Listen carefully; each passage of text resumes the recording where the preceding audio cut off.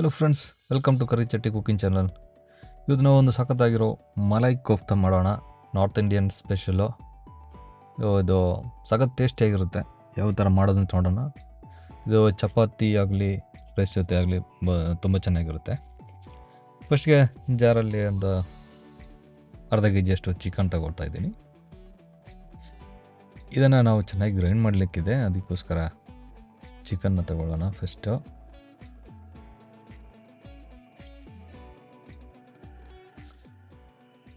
ಆಮೇಲೆ ಬಟ್ರು, ಆಮೇಲೆ ಇದು ಬೇಸನ್ ಪೌಡರ್, ಹಾಗೆ ಕಾಯಿ ಮೆಣಸು, ಖಾರ ಎಷ್ಟು ಬೇಕು ಅದ್ರ ಪ್ರಕಾರ ಹಾಕೊಂಬಿಡಿ. ಜಿಂಜರ್ ಗಾರ್ಲಿಕ್ ಪೇಸ್ಟು, ಆಮೇಲೆ ಕೊತ್ತಂಬರಿ ಸೊಪ್ಪು, ಹಾಗೆ ಪುದೀನ.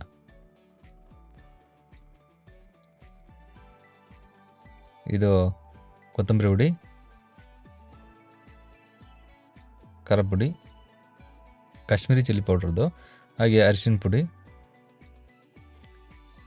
ಹಾಗೆ ಗರಂ ಮಸಾಲ, ಉಪ್ಪು. ಇಷ್ಟನ್ನು ಚೆನ್ನಾಗಿ ಗ್ರೈಂಡ್ ಮಾಡಿ ನೋಡಿ, ಈ ಥರ ರೆಡಿ ಮಾಡ್ಕೋಬೇಕು. ಆಮೇಲೆ ಒಂದು ತವದಲ್ಲಿ ಎಣ್ಣೆ ಬಿಸಿ ಆಗೋಕ್ಕೆ ಇಡೋಣ. ಇನ್ನು ಇದನ್ನು ಕೈಗೆ ಸ್ವಲ್ಪ ಆಯಿಲ್ ಮಾಡಿಕೊಂಡು ಈ ಥರ ಸಣ್ಣಕ್ಕೆ ಬಾಲ್ಸ್ ಮಾಡ್ಕೋಬೇಕು. ಈ ಥರ ಉಂಡೆ ಥರ ಮಾಡಿಕೊಂಡು ಇಡೋಣ ಎಲ್ಲನೂ.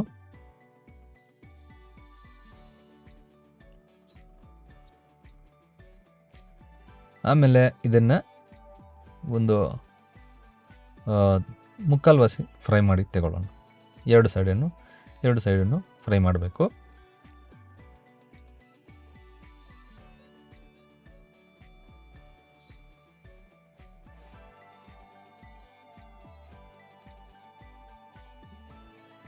ಈ ಥರ ಎಲ್ಲನೂ ಚೆನ್ನಾಗಿ ಫ್ರೈ ಮಾಡಬೇಕು.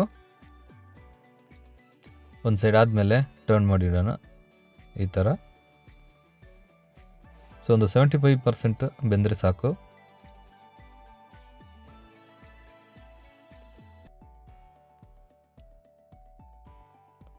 ಸಖತ್ ಸ್ಮೂತಾಗಿದ್ದೆ ಇದು ಫ್ರೈ ಆದಾಗ.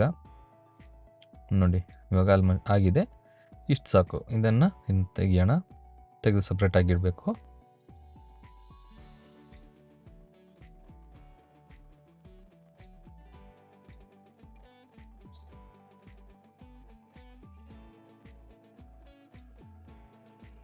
ಕೋಫ್ತಾ ರೆಡಿಯಾಗಿದೆ. ಇನ್ನು ನಾವು ಒಂದು ತವಾದಲ್ಲಿ ಆಯಿಲ್ ಹಾಕಿ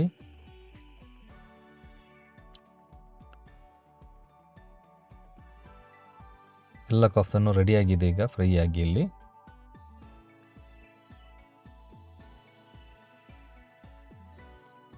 ಎಣ್ಣೆ ಕಾದ್ಮೇಲೆ ಸ್ವಲ್ಪ ನೀರುಳ್ಳಿ ಹಾಕೋಣ, ಹಾಗೆ ಕಾಯಿ ಮೆಣಸು,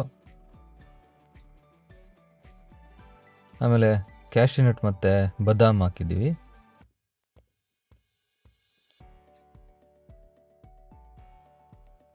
ಜಿಂಜರ್ ಗಾರ್ಲಿಕ್ ಪೇಸ್ಟು,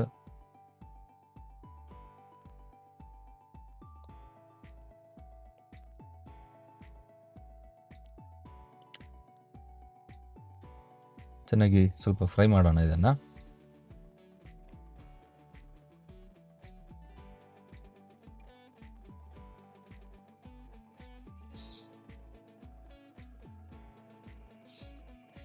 ಇನ್ನು ಅದು ಸ್ವಲ್ಪ ತಣ್ಣಗಾದ್ಮೇಲೆ ಜಾರ್ಗೆ ಹಾಕಬೇಕು.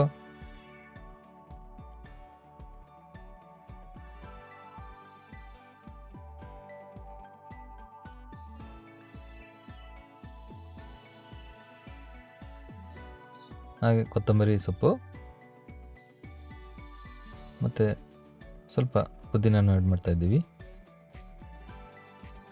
ಇದನ್ನು ಚೆನ್ನಾಗಿ ಗ್ರೈಂಡ್ ಮಾಡಬೇಕು.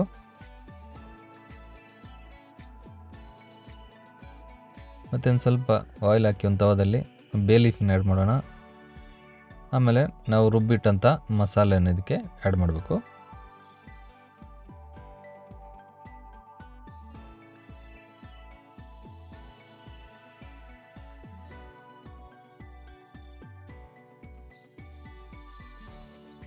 ಸ್ವಲ್ಪ ಚಾಟ್ ಮಸಾಲ ಹಾಕ್ತಾಯಿದ್ದೀವಿ, ಗರಂ ಮಸಾಲ, ಇದು ಕೊತ್ತಂಬರಿ ಸೊಪ್ಪು ಹುಡಿ, ಅದಕ್ಕೆ ಬೇಕಾದಷ್ಟು ಉಪ್ಪು, ಇದೆಲ್ಲ ಚೆನ್ನಾಗಿ ಮಿಕ್ಸ್ ಮಾಡಬೇಕು. ಈಗ ಚೆನ್ನಾಗಿ ಒಂದು 2 ನಿಮಿಷ ಮಸಾಲವನ್ನು ಬೇಯಿಸಾಯಿತು. ಮಸಾಲೆ ಎಲ್ಲನೂ ಚೆನ್ನಾಗಿ ಒಂದ್ಸರಿ ಇದಾಗಬೇಕು.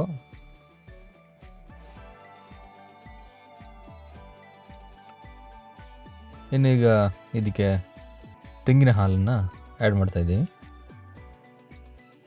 ಕೊಕೊನಟ್ ಮಿಲ್ಕ್ ಚೆನ್ನಾಗಿ ಮಿಕ್ಸ್ ಮಾಡಬೇಕು.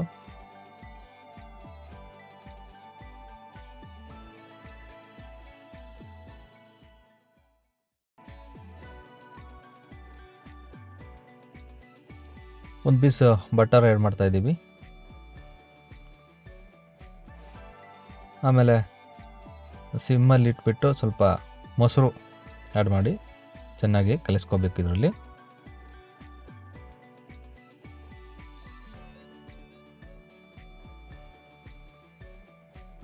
ಚೆನ್ನಾಗಿ ಮಿಕ್ಸ್ ಆಗಿದೆ. ಇನ್ನು ಲಾಸ್ಟ್ ಸ್ಟೆಪ್ಪು, ನಾವು ರೆಡಿ ಮಾಡಿಟ್ಟಂಥ ಕೋಫ್ತಾನ, ಇದಕ್ಕೆ ಫ್ರೈ ಮಾಡಿಟ್ಟಂಥ ಕೋಫ್ತಾನ ಆ್ಯಡ್ ಮಾಡ್ತಾ ಬರಬೇಕು.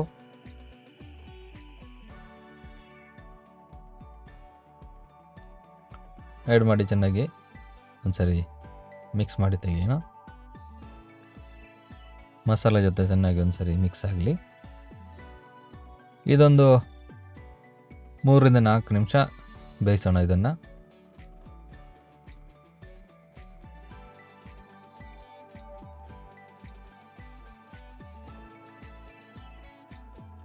ಈಗ ಸಖತ್ತಾಗಿ ಬಂದಿದೆ, ಮಲೈ ಕೋಫ್ತಾ ರೆಡಿಯಾಗಿದೆ.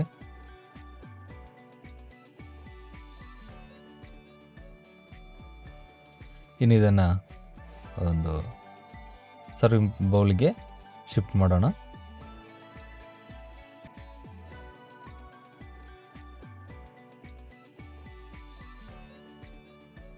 ಇದು ಚಪಾತಿಗೆ, ರೈಸ್ಗೆಲ್ಲ ಸಖತ್ತಾಗಿರುತ್ತೆ. ಇದನ್ನು ನೀವು ಮನೇಲಿ ಮಾಡಿ ನೋಡಿ, ತುಂಬ ಸಿಂಪಲ್ ಆಗಿದೆ. ಇದರ ಮೇಲೆ ಒಂದು ಸ್ವಲ್ಪ ಕೊತ್ತಂಬರಿ ಎಲೆನ ಈ ಥರ ಹಾಕಿ ಡೆಕೋರೇಷನ್ ಮಾಡೋಣ. ಸೂಪರ್ ಟೇಸ್ಟ್ ಆಗಿದೆ ಗೆಳೆಯರೆ, ಮನೇಲಿ ಮಾಡಿ ನೋಡಿ. ಇನ್ನು ಮುಂದಿನ ವೀಡಿಯೋದಲ್ಲಿ ಸಿಗೋಣ. ಅಲ್ಲಿ ತನಕ ಎಲ್ರಿಗೂ ಬಾಯ್ ಬಾಯ್.